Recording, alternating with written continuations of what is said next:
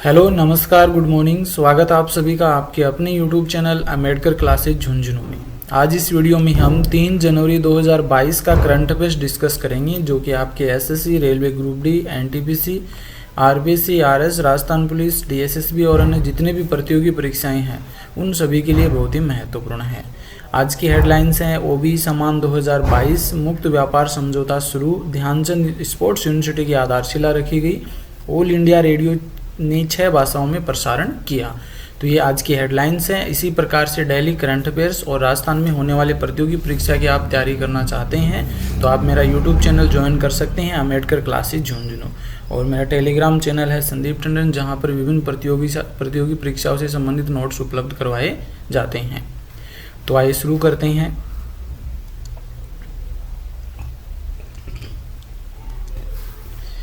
मुख्य व्यापार समझौता आरसीईपी शुरू। नए साल की शुरुआत के साथ ही दुनिया का सबसे बड़ा मुक्त व्यापार समझौता अमल में आ गया है। Regional comprehensive economic partnership RCEP का फिलहाल 10 देशों ने अमल शुरू किया है। ये 10 देश हैं: चीन, Japan, Australia, New Zealand, Brunei, Cambodia, Laos, Singapore, Thailand, Vietnam.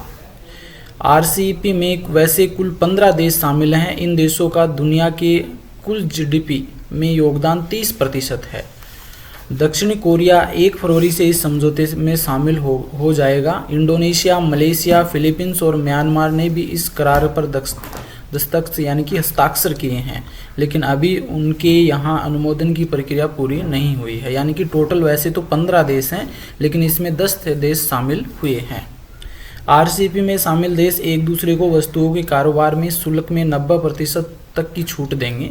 RCEP 1.5 साल के बाद नए सदस्यों के लिए अपने दस्तावेज खोलेगा। इसका अपवाद सिर्फ भारत है, क्योंकि प्रावधान रखा गया कि जब चाहिए इसमें भारत शामिल हो सकता है। भारत इस मुक्त व्यापार समझौते की वार्ता से आरंभ से शामिल था, लेकिन बाद में उसने अपने आप को अलग कर लिया। यानी कि शुरुआत में है वो भारत इसमें शामिल था, लेकिन बाद में ये अलग हो गया। तो आरसीईपी में टोटल 15 सदस्य हैं, लेकिन 10 सदस्य इसमें भाग लिया है।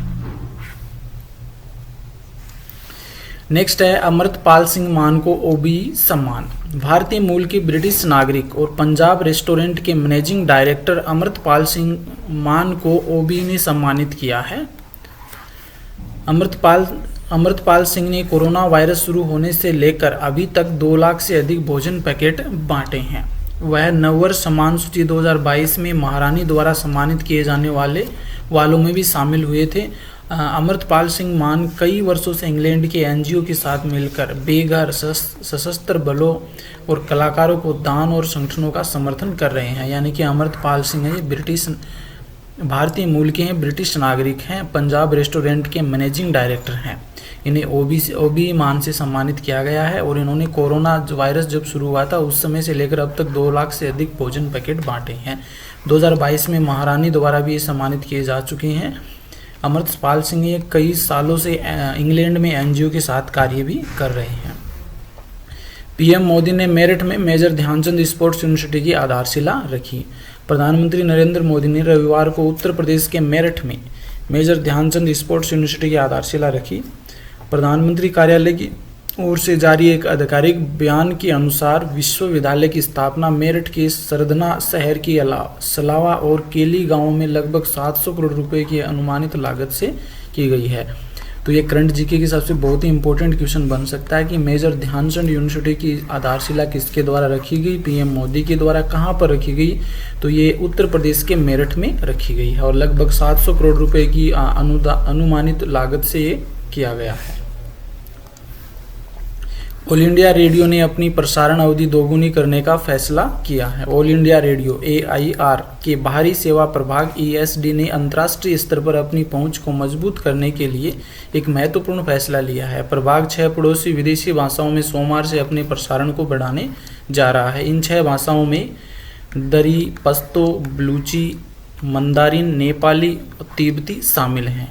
बयान के अनुसार 3 जनवरी से इन 6 भाषाओं में रोज सुबह 1.5 घंटे, शाम को 1.5 घंटे प्रसारण किया जाएगा।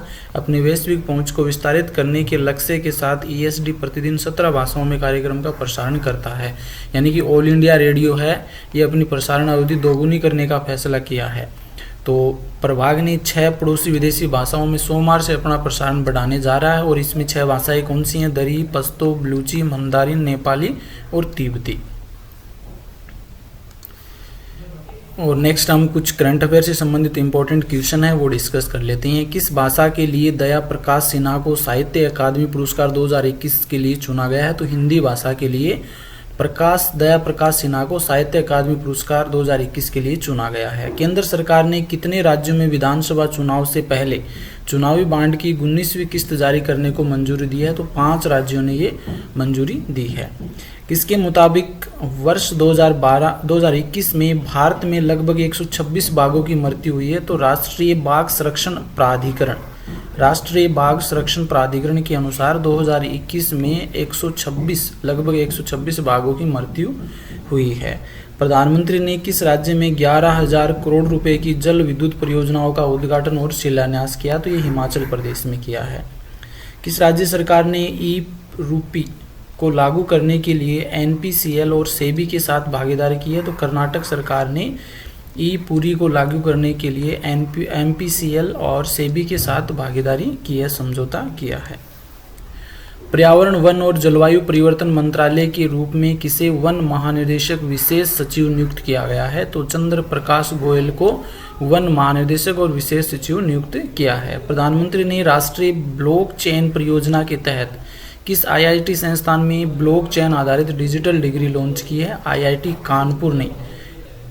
कानपुर ने ब्लॉकचेन आधारित डिजिटल डिग्री लॉन्च की है। किस देश ने विश्व का पहला डुअल मोड वाहन पेश किया? तो जापान ने। हाल ही में भारत के किस पड़ोसी देश ने विश्व की सबसे लंबी मेट्रो लाइन शुरू की है? चीन के द्वारा ये की गई है। किस खिलाड़ी ने वाराणसी उत्तर प्रदेश में आयोजित अपना 3रा कैरम फेडरेशन कप खिताब जीता है? रश्मि कुमारी ने। और वाराणसी उत्तर प्रदेश में आयोजित 3रा कैरम फेडरेशन कप है वो अपने नाम किया है रश्मि कुमारी ने। तो ये थे आज के मुख्य करंट अफेयर्स जो कि आपकी प्रतियोगी परीक्षाएं उनके लिए बहुत ही महत्वपूर्ण है। यदि आपको ये वीडियो अच्छा लगा है तो लाइक कीजिए, अधिक से अधिक शेयर कीजिए और मेरे चैनल को सब्सक्राइब कीजिए। धन्यवाद।